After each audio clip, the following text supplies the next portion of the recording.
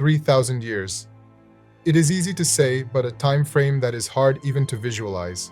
Isn't it fascinating that an economic system could remain standing for so many centuries without collapsing? When ancient Egypt is mentioned, usually colossal pyramids and mysterious pharaohs come to our minds. Yet behind this flashy showcase, a mechanism was operating that was surprisingly robust, one that could even guide today's chaotic economies. Let's dive into the depths of this ancient structure together. Let's start with a question that will shake your perception of time a bit. What could be the common link connecting the last pharaoh Cleopatra, whose beauty was the subject of legends, with today's modern steel structures, for example the Burj Khalifa? At first glance, it seems like there is no connection. However, the answer lies in that bending structure of time and the incredible continuity of the Egyptian civilization. It might be a bit hard to digest this fact. The era Cleopatra lived in is closer on the timeline to our digital age than to the date her own ancestors built those great Giza pyramids. There is a massive chasm of over 2,500 years in between. This proves that Egyptian civilization was not a passing fancy, but a massive economic powerhouse rooted for thousands of years. This is actually what makes studying ancient Egypt so valuable. It gives us the chance to observe the economy in its barest form, stripped of all its ornaments. This is a natural laboratory established to solve a universal equation older even than the pyramids. What comes to mind when we say economy today? The inflation monster, interest rates, debt spirals, and complex stock market charts. Now, put all this modern noise aside, because in ancient Egypt, none of these were even mentioned. This simplicity allows us to see that ancient conflict lying at the foundation of every economic system without any filters. What is that basic issue? It is actually very simple. Our resources have a limit. No matter how much technology develops, the world does not offer us an infinite treasure. However, on the other scale, there are us humans, and our desires have no limit. With an appetite that never gets full, we always want more, better. The discipline of economics steps in exactly at this point. How will we distribute this limited cake to crowds whose appetite never ceases? So, what kind of formula did the ancient Egyptians produce for this eternal problem? How did one of the most effective solutions history has ever seen emerge? The answer was in the soil itself, that is, in the harvested crop. The model the Egyptians developed was surprisingly similar to today's mixed economy concept. Here is how. Vital sectors like agriculture and massive lands were under the strict control of the state. However, when it came to individual spending and trade, a wide area of freedom was granted to the public. Central authority on one side, free market on the other. A magnificent balance. The heart of this system beat in the temples. But don't think of these only as holy places where prayers were offered. Temples were also ministry buildings and trade exchanges. They were massive warehouses where production was collected and redistributed. Religion, politics, and trade were melted into a single pot. What do you think wages were paid with in a world where money wasn't invented? With grain, of course.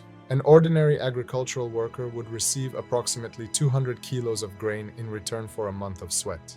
This grain was not just to fill the stomach, but also a medium of exchange. So the dollar or gold of that era was the food itself. Going to buy an animal or a new outfit, you would pay with sacks. This situation created a market ticking like clockwork where people could spend their earnings as they wished. To understand how fair and forward-thinking this system was, looking at this example is enough. Even a peasant at the bottom layer of society could sue the vizier, the pharaoh's right-hand man, when he thought he was treated unjustly. This legal assurance, which sounds utopian even today, was an ordinary situation in that age. So, what was the driving force behind Egypt maintaining this wealth and stability for thousands of years? Everything started with that big bonus geography offered them, the Nile River. Egypt was like a massive incubator providing ideal conditions for civilization to develop. Nature was acting as if it was favoring Egypt.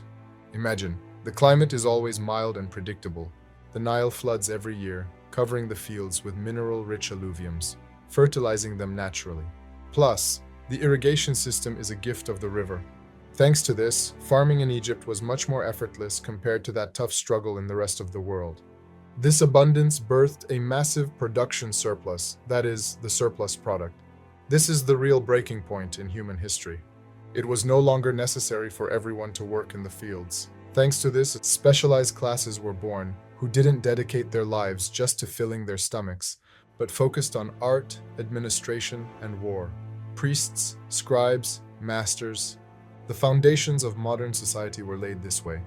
Okay, there was plenty of food and talented people, but who was going to build those massive pyramids, temples, and irrigation canals? Here we see that the Egyptians developed a genius method we can call tax paid with the body. Life in Egypt was indexed to the rhythm of the Nile: planting, harvest, and flood. In the period when the river flooded and covered the fields underwater, agricultural production would come to a standstill. This meant millions of farmers sitting idle for months. The pharaohs utilized this massive workforce with the corvée, that is, the drudgery system. The system was simple. Every able-bodied man left idle while his field was underwater was obliged to work on state projects. This was not slavery. When the waters receded, everyone returned to their home, to their field.